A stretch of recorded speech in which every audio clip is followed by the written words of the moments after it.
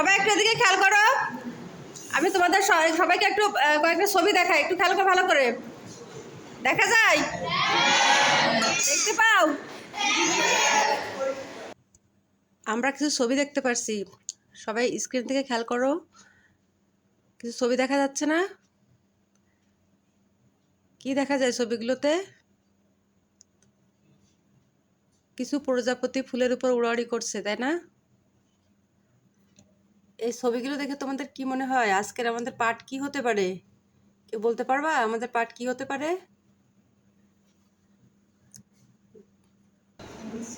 ছবিতে তোমরা কি দেখতে পাচ্ছ?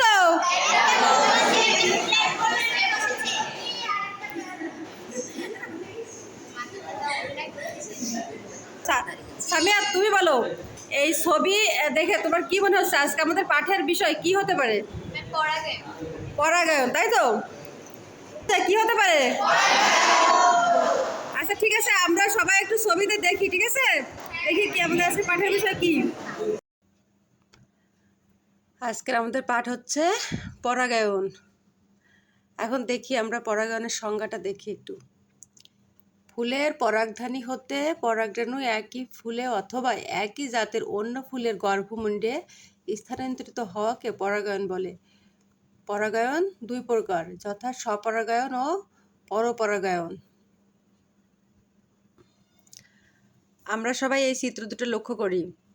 এখানে দেখো তোমাদের বাম পাশে যে চিত্রটা আছে, বাম পাশের চিত্র একটা গাছে একই ফুলের মধ্যে অথবা একই গাছে দুটো ফুলের মধ্যে পরাগায়ন ঘটছে। এই একই ফুলের মধ্যে পরাগায়ন বা একই গাছের দুটো ফুলের মধ্যে যে পরাগায়ন ঘটে এটা হচ্ছে স্বপরাগায়ন। সবাই দেখতে পাচ্ছ? আর তার পাশের চিত্রটা লক্ষ্য করো, ডান পাশের চিত্রটা। এখানে একই প্রজাতির দুটো ভিন্ন গাছ, এই দুটো ভিন্ন গাছের দুইটা ফুলের মধ্যে পরাগায়ন ঘটছে। এরকম একই প্রজাতির দুটো ভিন্ন গাছের মধ্যে দুটো ভিন্ন গাছের দুটো ভিন্ন ফুলের মধ্যে যে পরাগায়নটা হয় এটা হচ্ছে পরপরাগায়ন। সবাই বুঝতে পারছো? এখন তাহলে আমরা স্বপরাগায়ন এবং পরপরাগায়নের সংজ্ঞাটা একটু দেখি এবং এতে কোন কোন উদ্ভিদে স্বপরাগায়ন ঘটে এবং পরপরাগায়ন ঘটে সেগুলো একটু দেখব। সবাই একটু খেয়াল করো। স্বপরাগায়ন একই ফুলে বা একই গাছের ভিন্ন দুটি ফুলের মধ্যে যখন পরাগায়ন ঘটে তখন তাকে স্বপরাগায়ন বলে। যেমন সরিষা, কুমড়া, ধুতুরা ইত্যাদি গাছের ফুলে স্বপরাগায়ন ঘটে। আর পরপরাগায়ন হয় একই প্রজাতির দুটি ভিন্ন উদ্ভিদের ফুলের মধ্যে যখন পরাগায়ন ঘটে তখন তাকে পরপরাগায়ন বলে। যেমন শিমুল, পেঁপে ইত্যাদি গাছের ফুলে পরপরাগায়ন ঘটে। অর্থাৎ সরিষা, কুমড়া, ধুতুরা এগুলো হচ্ছে স্বপরাগায়নের উদাহরণ। এই গাছগুলোতে একই গাছের দুটো ফুলের মধ্যে বা অথবা একই ফুলের মধ্যে পরাগায়ন ঘটে। আর শিমুল, পেঁপে এই ধরনের উদ্ভিদে ভিন্ন মানে দুটো উদ্ভিদের দুটো ফুলের মধ্যে পরাগায়ন ঘটে।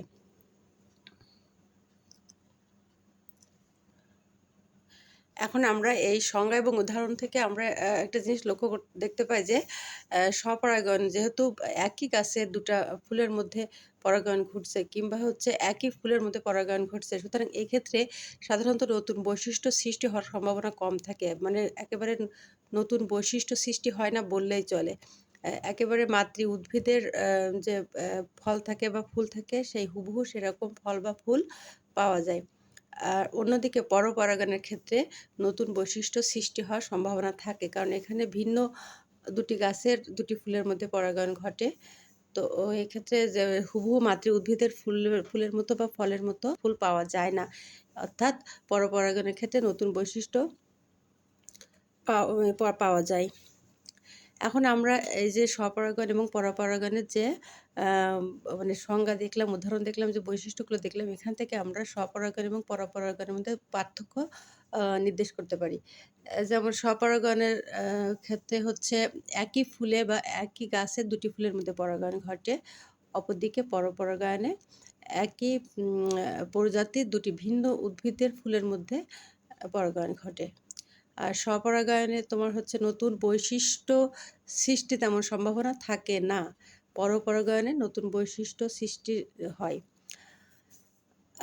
সাধারণত সরিষা, কুমড়া, ধুতুরা ইত্যাদি গাছগুলোতে স্বপরাগায়ন ঘটে। আর পরপরাগায়ন ঘটে শিমুল, পেঁপে ইত্যাদি গাছগুলোতে গাছের ফুলে পরপরাগায়ন ঘটে।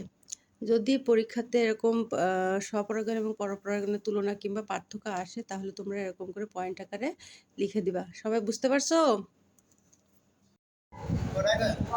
ফুলের পরাগধানী হতে পরাগরেণু একই ফুল বা একই জাতের ভিন্ন ফুলের গর্ভপুঞ্জের স্থানান্তরিত হওয়াকে পরাগায়ন বলে। থ্যাংক ইউ, বসো। ওর কাছ থেকে তো সংজ্ঞা শুনলে আর এতক্ষণ যে আলোচনা শুনলে, তা থেকে তোমার কি মনে হয় পরাগায়ন কয় প্রকার? 2 প্রকার।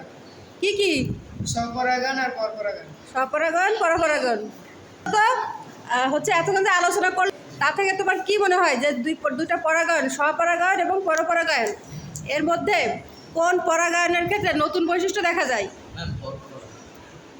একটু জোরে বলো, শোনা যায় না। তোমরা কি মনে করো কোনটা থেকে নতুন বৈশিষ্ট্য দেখা যায়? পরপরাগায়নে নতুন বৈশিষ্ট্যের সৃষ্টি হয়, তাই তো? আচ্ছা, বসো।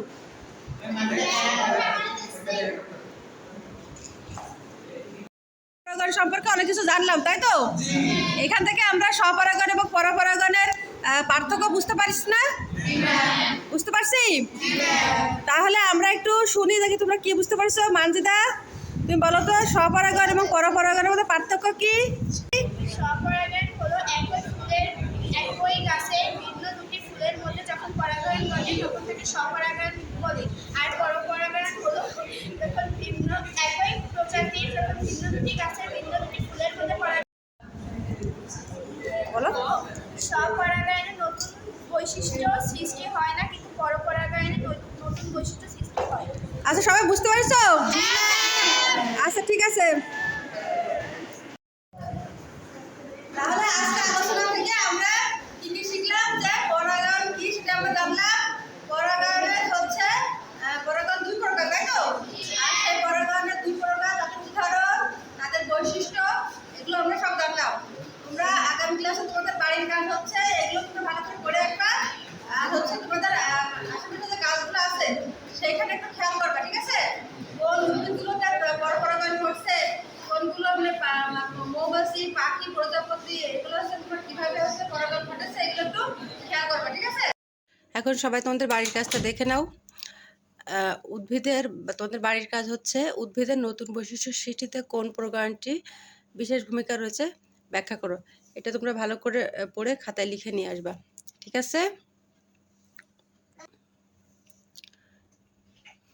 সবাইকে ধন্যবাদ।